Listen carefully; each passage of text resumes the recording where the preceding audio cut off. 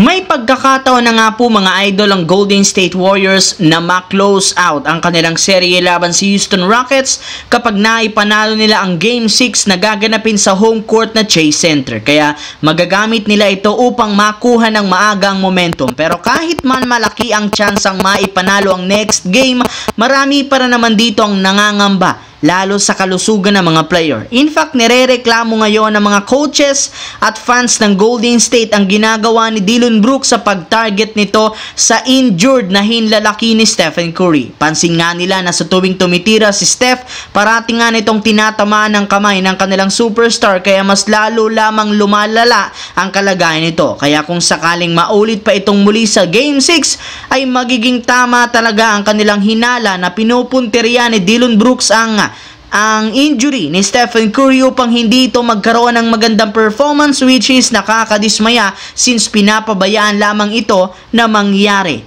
ng mga referee. Samantala, kagaya nga po ng napag-usapan natin, hindi nga ikinatuwa ni LeBron ang hindi pagsunod ng Lakers sa request noon ng kanyang dating kakampi na si Anthony Davis na kumuha ng bagong sentro. Ito rin naman ang naging mismong dahilan bakit pangalawang sunod na season nalaglag sila sa first round. Kaya dahil sa pangyayaring ito, mismong si LeBron James nang nagsabi hindi niya alam kung ano ang magiging future niya sa team, kung mananatili siya sa Lakers o magre-retiro na. Ayon kay Shams ng ESPN, wala pa rin naman balak si LeBron na magretiro, kaya dalawa na lang ang pagpipilian niya, either manatili sa Lakers o lilipat ng ibang team kagaya ng Dallas Mavericks.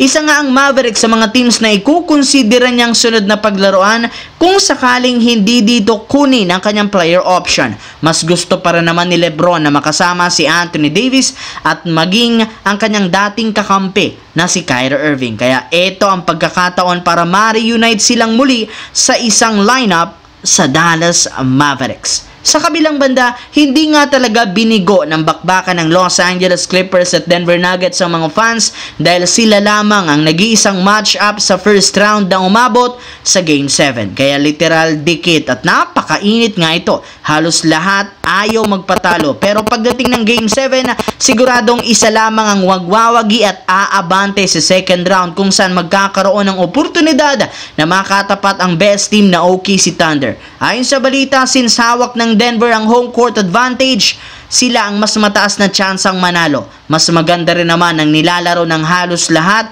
sa tuwing naglalaro sila sa sariling bahay. Kaya magagamit nila ito para maagang makalamang. Pero hindi rin naman ibig sabihin na magiging madali para sa Nuggets ang Game 7 dahil kung titignan natin ang dalawang team, Clippers ang may hawak ng momentum. Kaya hindi talaga pwedeng mag-relax dito ang Nuggets dahil isang pagkakamali, siguradong matatalo sila sa huling game ng first round.